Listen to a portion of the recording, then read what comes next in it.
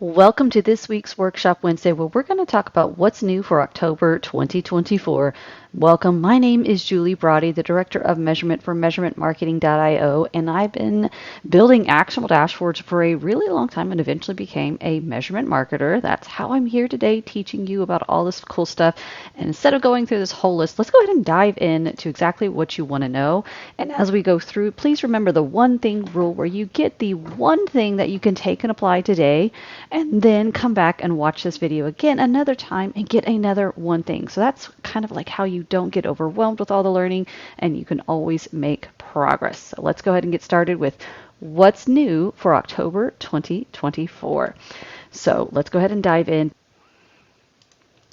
So here we are inside of our Google Analytics and a couple of updates for you. So on our last What's New, we had revealed to you that there are some new reports, and I'm going to actually show you exactly what the documentation says. And we went through some of these, but some of them, they were not available yet. They were being kind of rolled out, and so you might be able to kind of see some of these now in your accounts. However, as of yesterday, some of our accounts still didn't have everything. So you might still be seeing some of these things in some accounts and not in others. So just know that these are coming. And so just as a quick review of what these different types of reports are, if you go into any one of your type of, let's see here, let's go into any of the reports that are going to have kind of like these little check boxes here. This is the new thing where you can go through and see the different lines appear. And I feel like this was a huge miss in the beginning because it was always so hard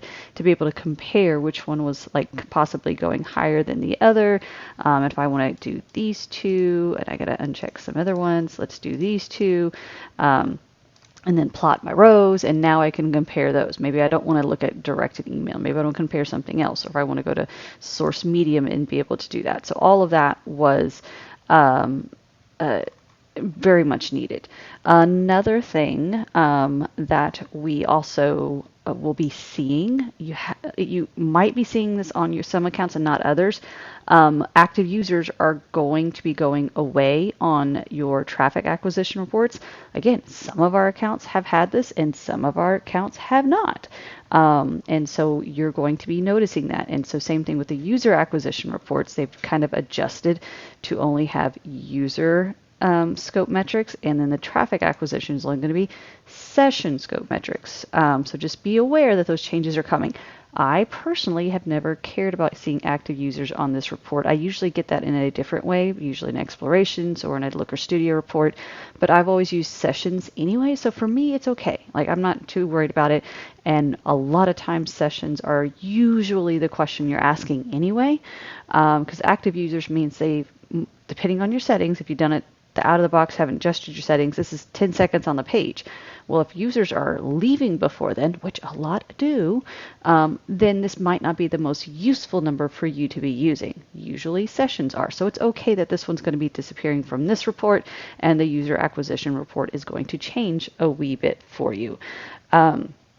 And then the next thing is you're going to be able to start seeing like little pop-ups. You might have seen them in some of your other accounts. I've seen them in some of ours too, where you're going to see these little blue pop-ups that are going to be happening, kind of helping you know what different type of report descriptions are, which is really nice and helpful to kind of know what those things are. Kind of the same way that we can hover here and we can see these definitions.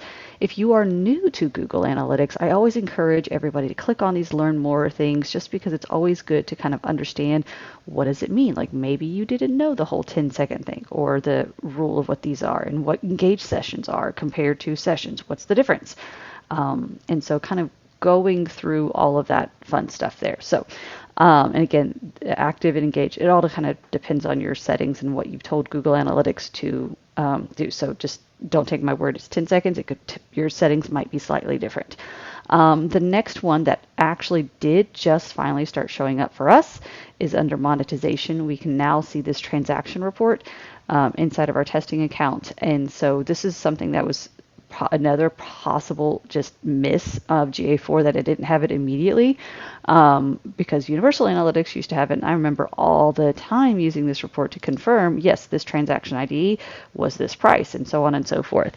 So glad that this one is back.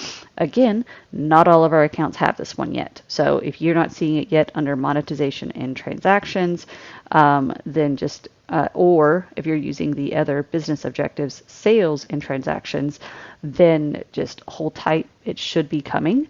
It's been rolling out over the past month, or probably about 5 weeks now. So just know that it's coming. And so you see that. Something else that you're going to be able to do in your reports, this one did roll out pretty quickly, so you should probably already noticed it, but just in case, maybe it did roll out slow for you, is this: if you were in any of your event reports under either engagement or, let's see, I forgot, there it is, under user engagement and events. So this events report on either one, so life cycles, it's engagement and events, and under business objectives, it's under user engagements and retention under events. So those are two different ways. And if you're wondering what's the difference, it's just whenever you're setting up your GA4 property, you can choose one types of reports or the others. They're literally the same thing. They're just named differently.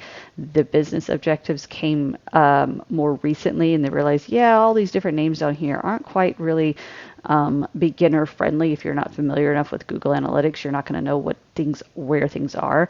And so this is a much easier flow for people to get through. So we're just going to go ahead and click here, same exact report. And so what you're going to see over here on the right is you have these little dots, and you can mark it as a key event. So all this is a way for you to turn it into a key event. Right here instead of going to the admin section to do it. Now, why do you want it to be marked as a key event? Is so that you can use it in types of reports like your traffic acquisition report. And let's go ahead and actually make something a little bit more useful. And we can say, instead of all events, we can say which key event we want in, so that our new key event, whatever it is that we would mark it as, would show up into this list right away and be able to do that. So those are the changes to your GA4 reports.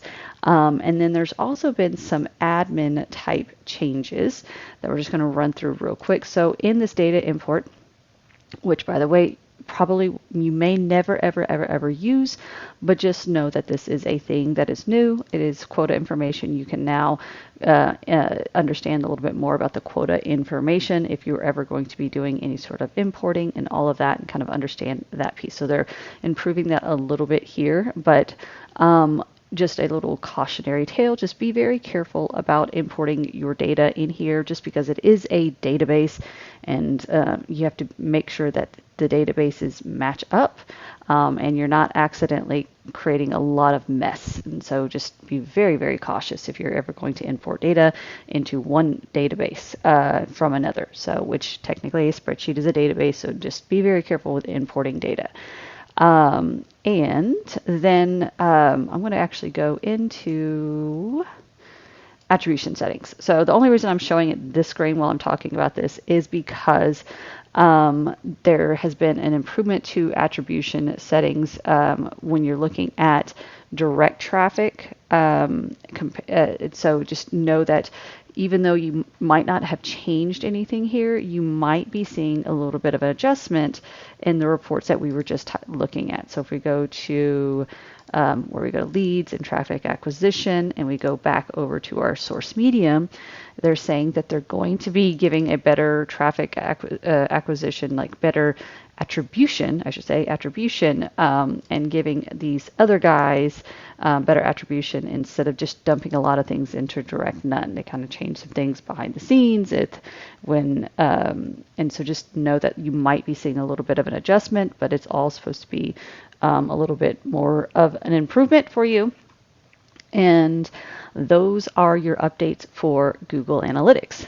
Now for Google Tag Manager, there really hasn't been any sort of big updates, so we're not going to jump into that. But the super cool thing that I want to go through with you now is inside of Looker Studio.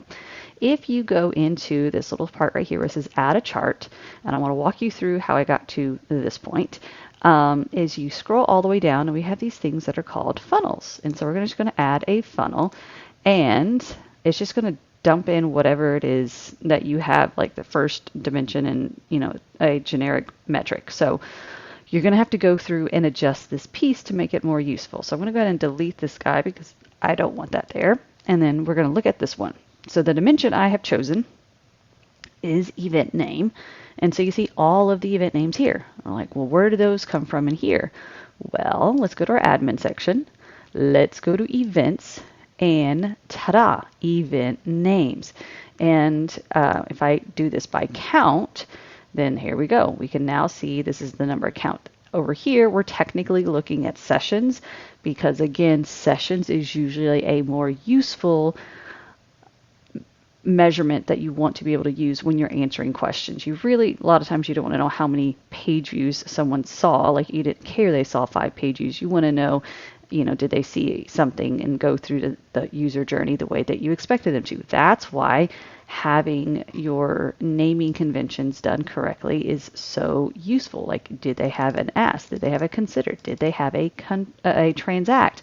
And you can see these very easily through here, and having a good naming convention. And so just so awesome to be able to do the same thing with our calendars, with our Calendly when we were setting up as we were teaching it. So having easy to use naming conventions and knowing what these names mean. And so again, demo, ask, consider, transact. So easy to see right there. So as you can see where we're going to get with this. So I'm going to go ahead and make this guy a little bit wider so you can see things better. And as we get it wider, isn't that neat? It kind of automatically does that. And so we have all these different names, and I don't want all this stuff. So what we're going to do is come down here and add a filter. One filter we can do when I was playing with is just say the event name, meaning, again, this guy right here is only going to be contains IOJ, which is all of these guys here, IOJ, all of those. So only those. But let's go ahead and set up a filter for this brand so you can see how we created our filter as well, just in case you're new to it.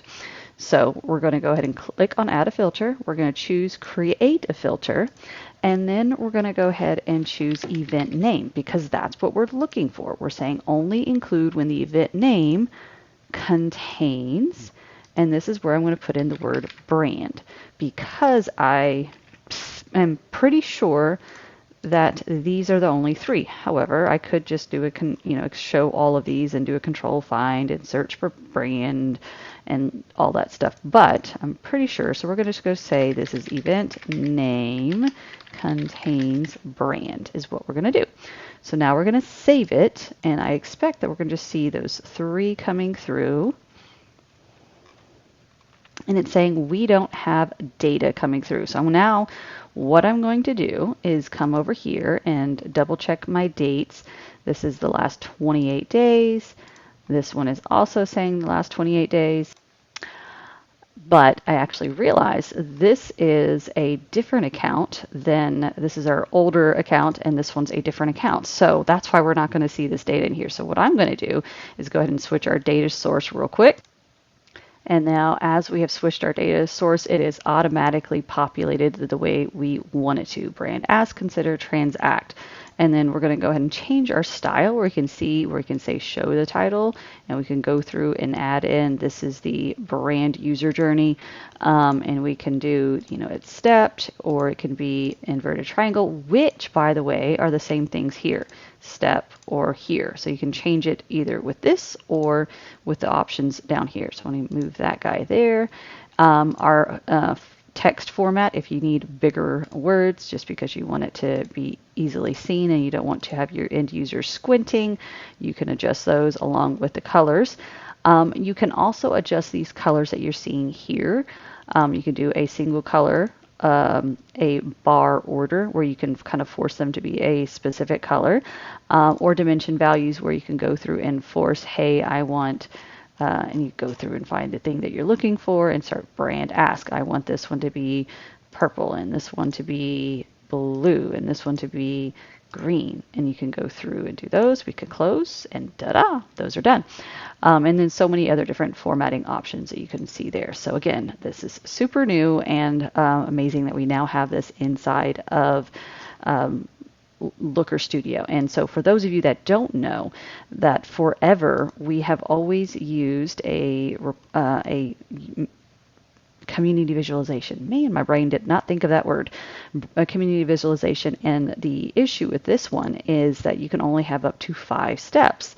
And this again for an old account, so we don't see as much data coming through there. But with this new one, as you saw, that when we have here, if I get rid of this, we see 10 of them that are coming through here. So it's just really nice that we're able to kind of have a much, much better user journey and be able to see this. However, it all comes back to making sure you have good naming conventions and understanding this piece and all that stuff there. It's going to make your reports so much better for that. And some of the examples that they gave with some of their charts too, I'll actually just show this so you can see this, is, the view, product, add to cart, purchase, and those different types of things. So if you are in the e-commerce world, and you already have these things coming through, this is going to be so amazing for you. Again, you just have to utilize those filters inside of here. So that's where you would say, if I came into one of these guys and then you just utilize, it says this or, and then go on and go forth with that. So I hope that helps. So what was your one thing? We'd love to hear about it in the comments, so drop it below. And don't forget to hit that subscribe button. We'd love to have you back every time we do the What's New or any of our other. And that's What's New for October 2024. We'll see you next time.